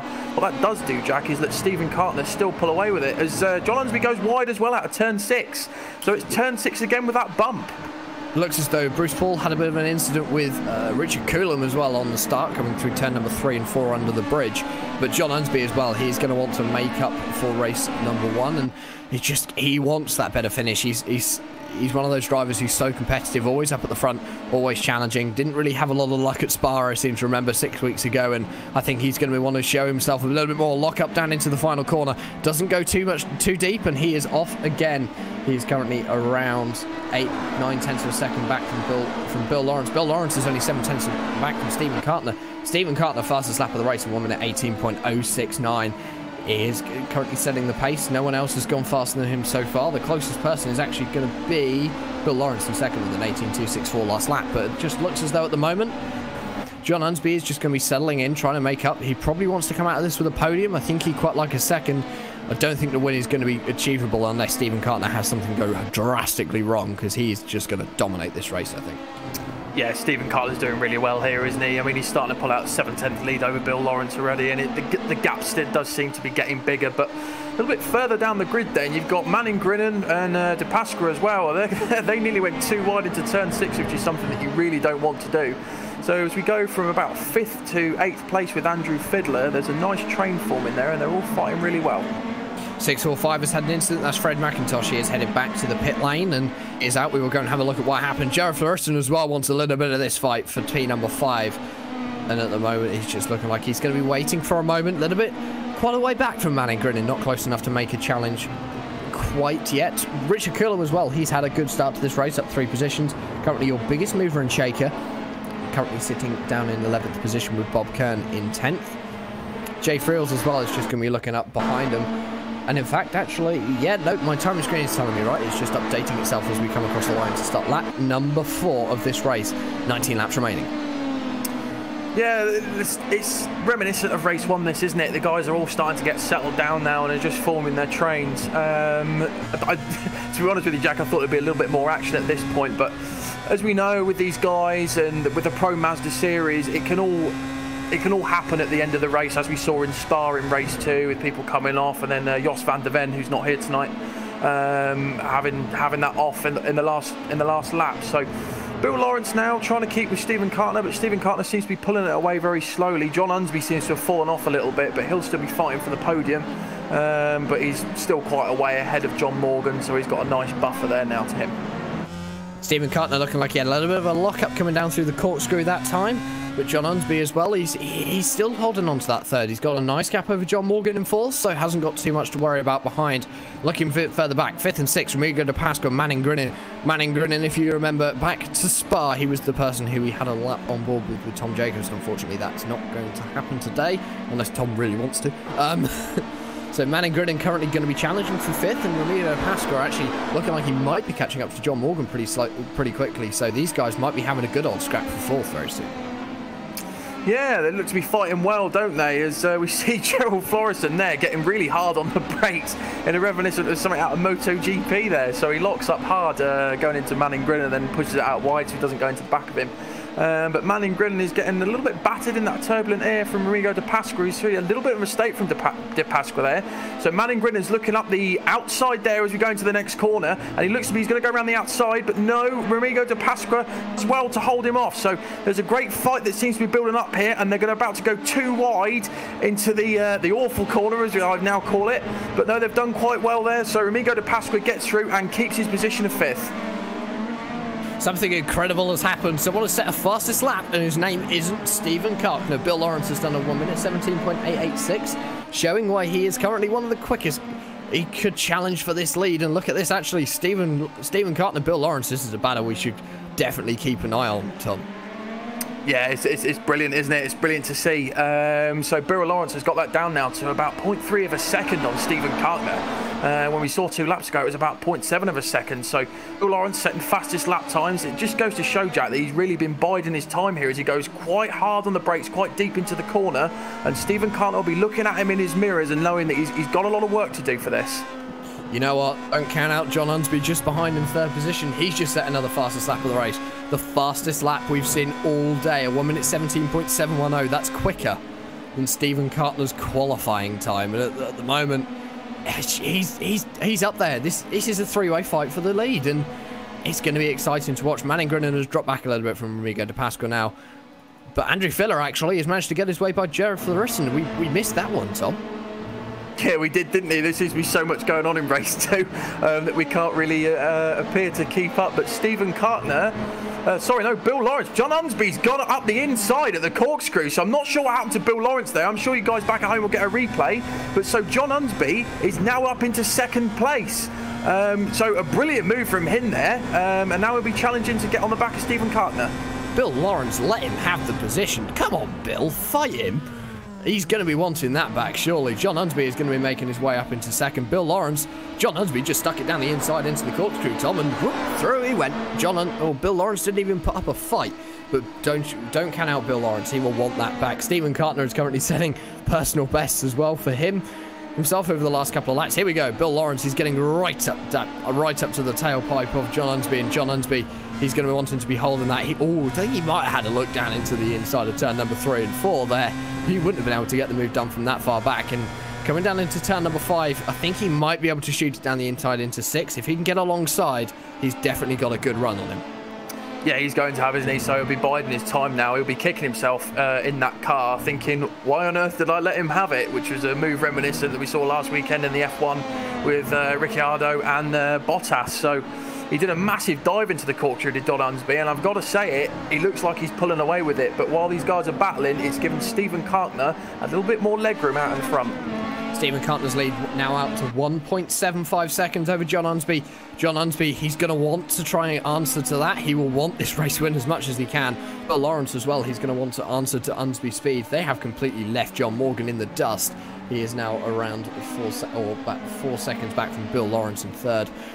Rodrigo de Pasqua, and in fact, actually, Manning Grinnan's got his way past Rodrigo de Pasqua now. Yeah, so a great move by him there. Rodrigo de Pasqua, he'll be kicking himself as well.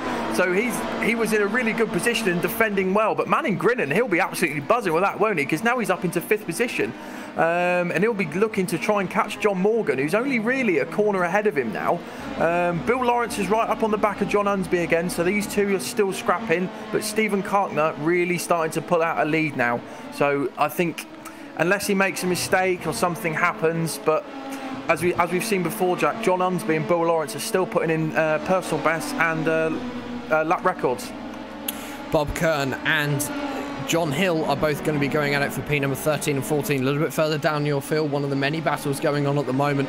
Everyone running a lot closer together in this race as compared to race number 1. That's what we like to see here on RaceSpotTV and iRacing Live. Do not forget, returning this weekend is going to be the 3rd round of the Virtual Racing School iRacing GT World Championship live from Monza. You can join Paul, Randy, and Connery for all the action at around, I believe, 1:40 or 1:45 GMT on Saturday afternoon. Back to the broadcast here today, and Bob Kearney's not going to be able to challenge John Hill for P number 13, but do not count out. Here comes PJ Sally. He's going to want to get involved with this. We've now got a 3J scrap for P number 13. That happened while we were talking about that.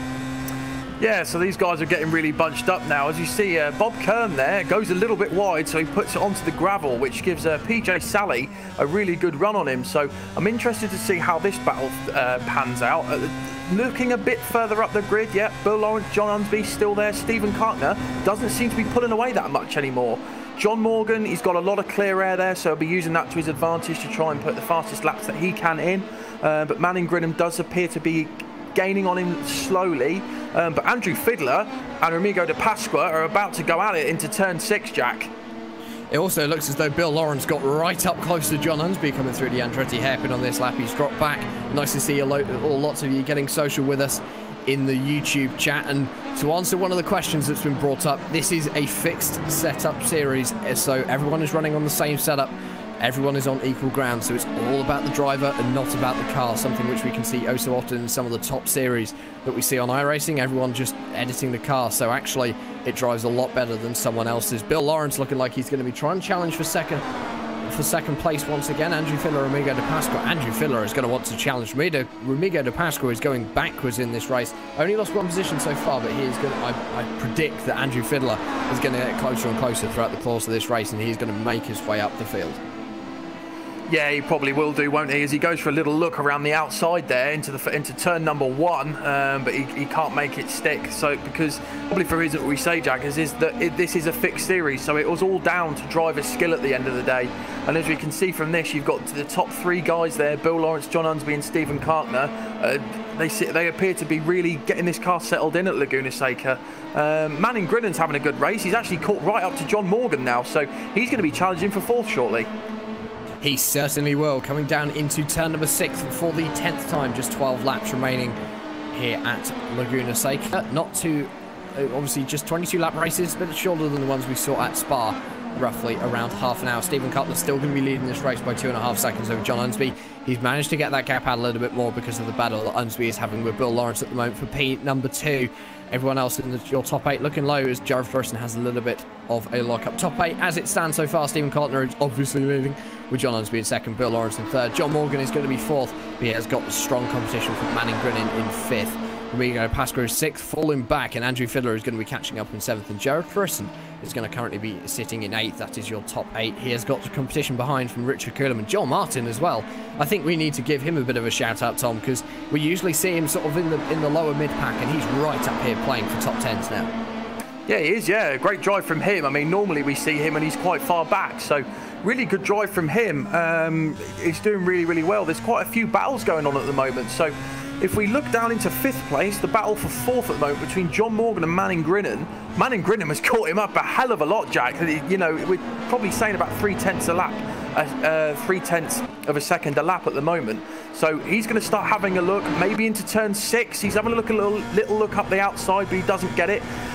John Morgan steps out just a whisker, so he goes up the inside now. Does Manning Grinham as they go into the corkscrew? They're going to go too wide. Who's going late on the brakes? So Manning Grinham's got it up the inside, and does he make it stick? Yes, he does. A brilliant move there by Manning Grinham. Absolutely fantastic racing. It's giving me flashbacks to Alex Zanardi's move. It's so many. The corkscrew is such a good place because it puts the driver on the outside in such a compromising position. Number 6 car is going to be turned around. That's Bob Kern coming out of top 6 or turn 6. He's going to toe back to the pit lane. The 52 is around as well. I think there may have been contact here, Tom. No, there wasn't. It's just 2 cars decided they're going to have a bit of a play in the gravel on the same lap at basically the same time. And I was going back to what I was saying before. The corkscrew is such a hard corner because if you put the other driver in a compromising position, they all of a sudden have to think about what they're going to do. As Manning Grinham has actually managed to get his way past John Morgan.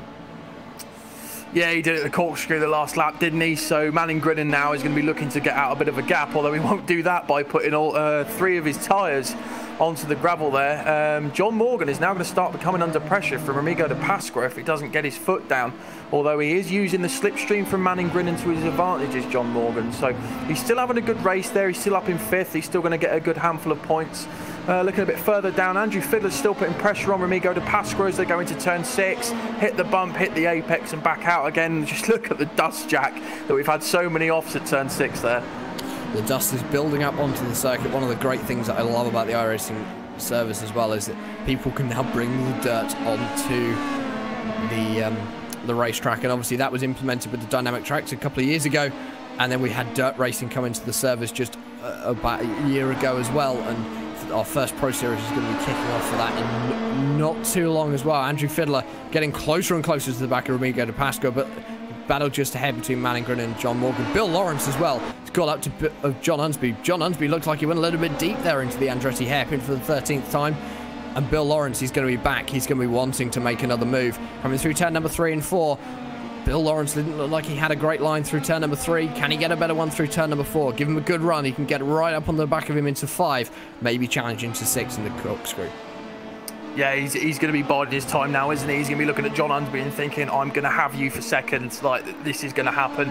I made a mistake early on in the race and let you through into second position, and now I want it back. I want to challenge Stephen Karkner. So he's going to be biding his time now, thinking about where can I pass him, and he just needs to get right up the back of him. And I think the only way to really get him here is to get him on the brakes, which he will do if John Unsby keeps making lock-up mistakes like that into the corkscrew jack. We're now past the halfway stage in this race. So we have 9 laps remaining now for your leaders when they cross the line this time. Not too long to go. Obviously, this 3.6 kilometre. Oh, Bill Lawrence hard on the brakes. Very lucky not to go into the back of John Unsby there into the final corner. This is a battle we need to keep our eye on, because this is going to be the one that's important. It's going to be who is going to decide that second position. Although we've seen it before, that sometimes it can be the underdogs that get onto the podium, even if they're 10 seconds back. Bill Lawrence is looking, and he's looking hard. He tried to go down onto the inside into the Andretti hairpin this time. Couldn't make the move stick, coming through 3 and 4. He's just dropped back a little bit. John Unsby looks like he's able to get a better run through those section of corners, and I think that's where Bill Lawrence may be losing some time. Yeah, Bill Lawrence doesn't appear to be as quick as John Unsby in the first 2 sectors, which is going to be a problem for him. So he needs to try and get on the back of him in the 3rd sector, which is where he appears to be fastest. I mean, Stephen Karkner now has pulled out a huge lead. So unless there's any real mistakes from him, I don't think he's gonna fail at winning this race.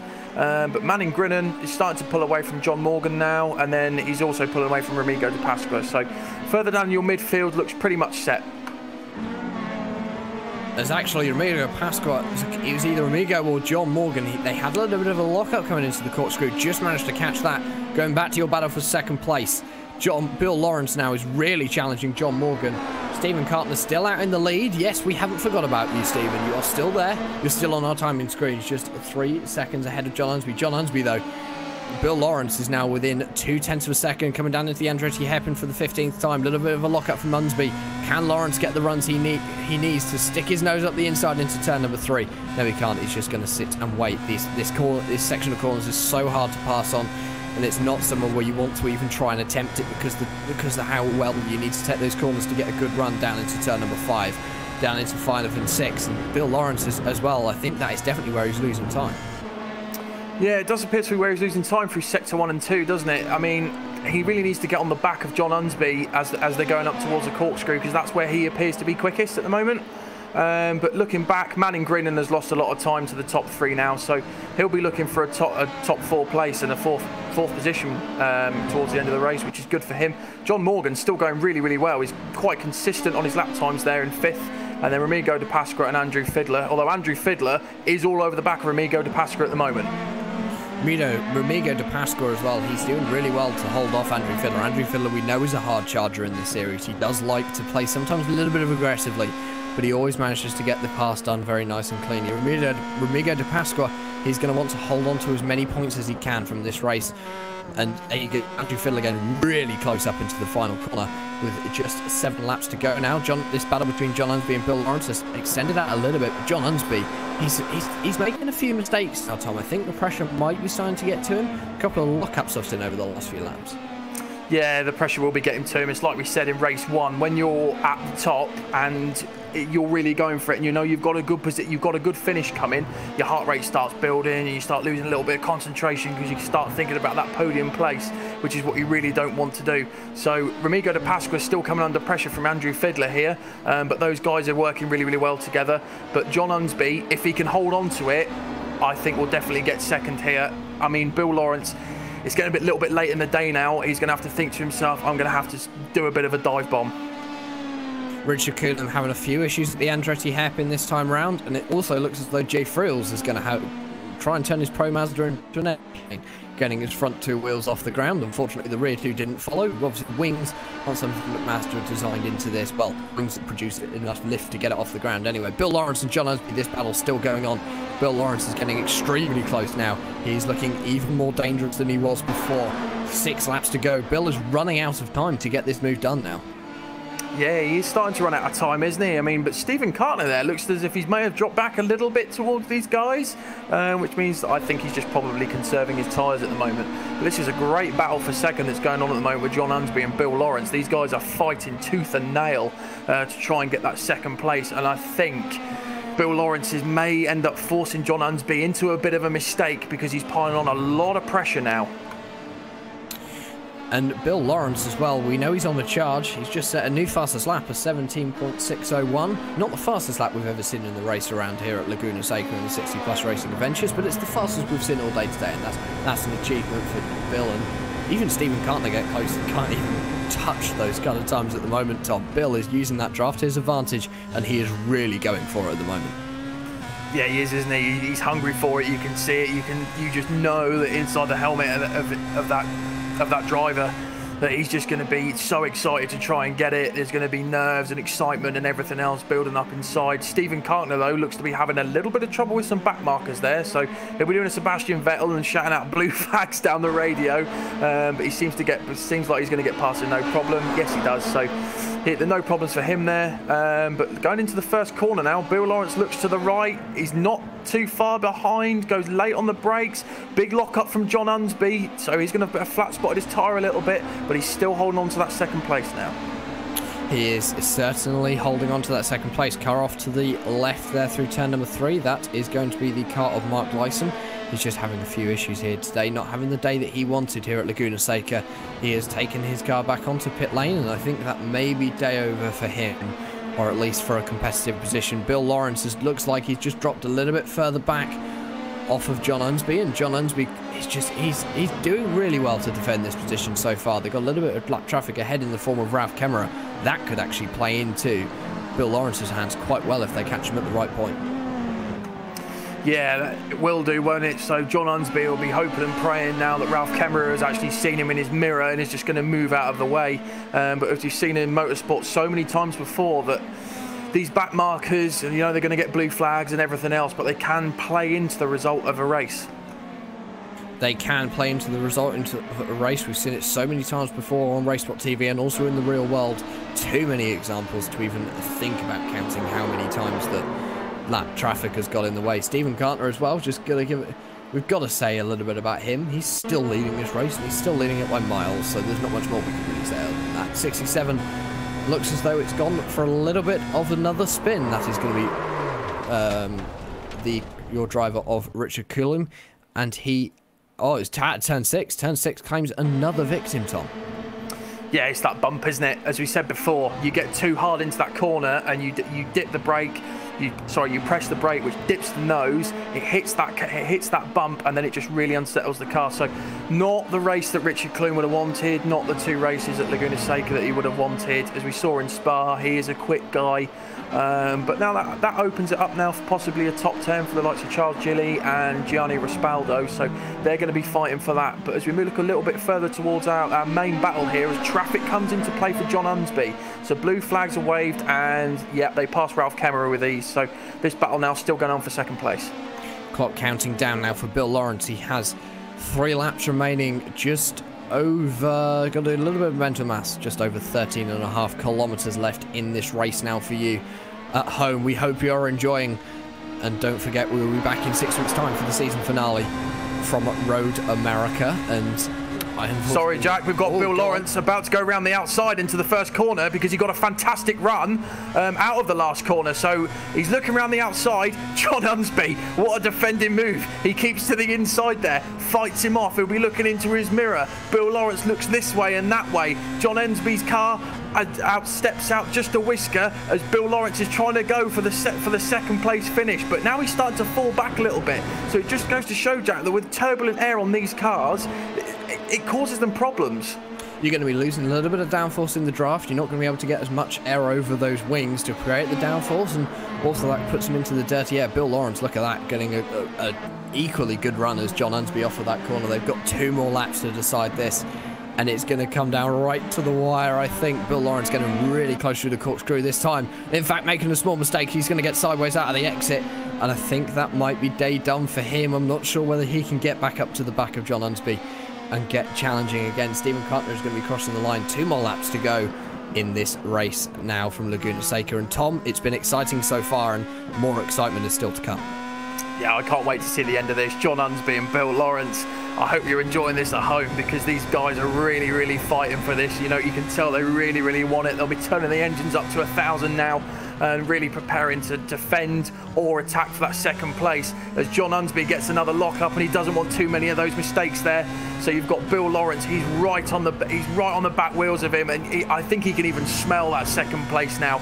So he'll be fighting really, really hard for that down to the wire. Looking a little bit further down, John Morgan, Remigo de Pasqua and Andrew Fiddler, they're still fighting for it. So Andrew Fiddler going to a move that's reminiscent of Bill Lawrence around the outside into turn 1, Jack. And I think Bill Lawrence is going to try a similar thing down into turn 1, and if he doesn't, he'll try it into the corkscrew. He's got just a lap and a half remaining. He hasn't got many opportunities now to get his way past John Unsby. He looks to the inside. Unsby's going to cover that move, but Bill Lawrence, is he going to go to the outside? No, he's not going to attempt that into the corkscrew, and I don't blame him on the outside. That's a bit of a risky move if you're going inside, and in fact, he's doing the same thing. Pressure's getting to Bill now as well. He's just not getting his lines right, and with only 1 lap remaining, I think he may have lost his chance now. Yeah, he's going to have to think to himself, isn't he? Do I go for a dive move, which Rossi did at Barcelona in 09 on Lorenzo in MotoGP? Does he do that, you know, last corner heroics, but that could all end in tears, or it can end in, you know, in heroics. So I don't know what he's going to do. He's going to be thinking to himself, you know, John Unsby is quick. He's a quick guy as they go past the back marker there. So he's going to have to work really, really hard to catch him here as John Unsby locks up again. Bill Lawrence has to come off the power and hits the curb. And I've got to say it, he's lost a bit of time there, and that might decide second place for him. I think it will. He's slower through this section, and I'm not sure whether he can get that time back through these final few sections of corners. White flag flies. We've got just half a lap now remaining. Stephen Kartner is now on the run up to the infamous turn 6 that we've seen so many times today. We'll talk about him in just a little bit, but we're going to be concentrating on this battle towards the end of this race because Bill Lawrence, he is definitely going to try and challenge for that second place, and I think he's going to be a last minute move up into the final corner. It's the only way he's going to get it done. We know he's quick through the corkscrew. We know he can try and get it done through there. He won't be able to drag race John Unsby up to the finish line because he just won't have the overspeed, and in fact, he's not close enough. I think his day might be over. Bill Lawrence may have just settled for 3rd position there, Tom. And as we come through the final 2 corners, I think that battle is over. John Unsby is probably going to hold second now as Stephen Kartner is going to be coming up to the line. Bill Lawrence is going to try again, but not going to be able to get it done. Stephen Kartner crosses the line to win race number 2 of the 60 Plus Racing Adventures from WeatherTech Raceway, Laguna Seca in Monterey, California. John Unsby is just going to hold off from Bill Lawrence in second. Bill Lawrence is going to come across the line in 3rd. Manning Grinning is going to be 4th, and John Morgan is going to be 5th, rounding out your top 5. And Tom, that was an incredible battle for 2nd position there. Yeah, it was a brilliant battle, wasn't it? The guys fought really, really hard for that. Bill Lawrence did everything he could, but John Unsby's defending was just absolutely on point there. But I've got to say, Stephen Kartner, 2 out of 2, what a boy, did really, really well. And I've got to say, I don't know about you, Jack, but he is my driver of the day for that. Excellent, committed, everything else. Pole to pole, both races, brilliant. And you can't get much better than that here at the 60 Plus Racing Adventures. And just as the final few cars now come across the line, looks as though 57 is going to be the last one to cross the line. That's going to be Bruce Paul. We saw him have a bit of an issue towards the start of the race, but he has managed to come back, and he is going to finish in 13th position. So we will now take you down to your final finishing positions. Well, what more can we say about the man at the front of this field again today? Stephen Cartner taking 2 for 2 in a time of 28 minutes and 44 seconds. John Unsby is going to be second, and Bill Lawrence, he wasn't able to get the move done on John, so he's going to be rounding out your top 3 today in your podium. Manning Grinning is going to be 4th, and John Morgan 5th. Miguel de Pasqua, it managed to hold off Andrew Fiddler in the closing stages to come home 6th, with Andrew Fiddler in 7th. John Martin got his way back up. He managed to get himself into 8th. Great run from him today, and John Hill in 9th. Paul Hamilton is going to round out your top 10. Gianni Rispaldo in 11th, so a good drive from him, and then Charles Gilly behind him in 12th. So those guys had quite a good race there. You know, they've got a top 15, so I think they'll be quite happy with that. Bruce Paul in 13th, behind him David Riley in 14th. He did quite well. Ralph Kemmerer and Richard Kaloum, both respectively 15th and 16th. Richard Kaloum will be kicking himself a little bit. I think he feels he could have done a lot better than that. Mark Lyson in 17th, with Jay Frills behind him in 18th. Had a great race 1, but not such a great race 2. The same as Gerald Florison in 19th. And then Bob Kern, not sure what happened to him. Jack must have fell off at the end in 20th. Rest of your non-finishers are going to be PJ Sally, John Fletcher and Fred McIntosh. And that rounds out your 23-car field for race number 2 of the 60 Plus Racing Adventures from WeatherTech Raceway, Laguna Seca. And we are now going to be, and Tom Jacobs is now going to be stood by with Stephen Cartner, who took a win again today. Hello, Steve. Yeah, great racing from you. I've got to say it. You were absolutely fantastic in both races. You did really, really well. Both wins from pole in both of them. How do you feel? Good race? Yeah, it was a really great race. I noticed that Bill and John were battling behind me, so they lost about 0.3 of a second every lap, just battling between them. Good to see them finishing 2-3. Yeah, great racing for you. Sorry, we've got to keep it short, so I'll just ask, is there anyone you'd like to thank? This time I would just like thank my son Ryan, because he's the one that got me into iRacing, so I want to put out a good thanks to him. Brilliant stuff. Great to see families into the service. Thank you very much, Steve, and see you next time. Thanks, guys. And that is your winner once again here today from Laguna Seca, Stephen Cartner, and we are now joined by Bill Lawrence. He finished 3rd today, and Bill, if you've got us, just take us through what that battle was like with John Unsby, because you were so close to getting past in those final stages, but you just seemed to hit a wall and fall off it. Yeah, it's very difficult here. We did quite a bit of practice on Monday and Tuesday, and John and I ran together a lot of laps. And what we found out there was it's unless somebody makes a mistake, which I did, and John got by, and then otherwise it's very, very difficult to get an edge. So I tried to intimidate as much as I could, but there's no intimidating John. And unfortunately, we've got to keep it short here today. So before we let you go and celebrate some good results here today, who would you like to thank? I'd just like to thank you guys and the league. Thank you once again for covering us, and the league for everyone coming out. And there is Lawrence. Here's your 3rd place finisher today. Unfortunately, John Unsby looks like he hasn't swung by 4.8. John is Buford. Okay, that's fine. We can get John in here then. And it's just Bill Lawrence is directing me as to who it is. So, Tom, you are stood by with John Unsby. Yeah, John Unsby, great racing from you there. We saw you had an absolutely fantastic fight for 2nd with Bill Lawrence. When he was weaving this way and that way in your mirrors, what was going through your mind just to keep him at bay? Well, I was a little faster in one section of the track there, and that was keeping me ahead. The rest of the time he had me. I thought I was going to have to make a mistake like I did in turn 1 of the first lap for him to get by, so I wasn't too worried. Absolutely brilliant stuff. We've got to keep it short just for programming times and things, but before we let you go and celebrate, who would you like to thank? Well, Mark and Joel, who run the show, and you guys for broadcasting, and I'm glad I got my microphone working. Last couple times I was on the podium, I wasn't able to talk to you, so thanks for broadcasting our races, and 2nd isn't too bad, but I congratulate Steve. Yeah, brilliant stuff, and great sportsmanship from you then. We look forward to seeing you in the next one. Thanks very much. Thank you. Well, that is your 2nd place finisher today, John Unsby. And before we have to leave you all to enjoy the rest of your evenings. Tom, 6 weeks' time, we're going to be heading to Road America for the season finale for these guys. And what, in one word, how do you think you can sum up today? Exciting, I'd say. Race 1, not as great, I've got to admit, but there was some good incidents in there. But race 2, absolutely brilliant. And the main two guys that made it were your second and third place finishers, John Unsby and Bill Lawrence. So looking forward to Road America. Always an exciting track for GT or open seaters. So I'll see you next time. And before we go here at RaceSpotTV and on iRacing Live, we've just got to give a quick shout out to everyone who gets it done here for us at RaceSpot. Our TV cameras are provided by Istvan Ballau of TrackCams22.com, and our beautiful overlay design is designed by Andreas Werner, and he's the guy who designed the helmet for Valtteri Bottas this year in Formula 1.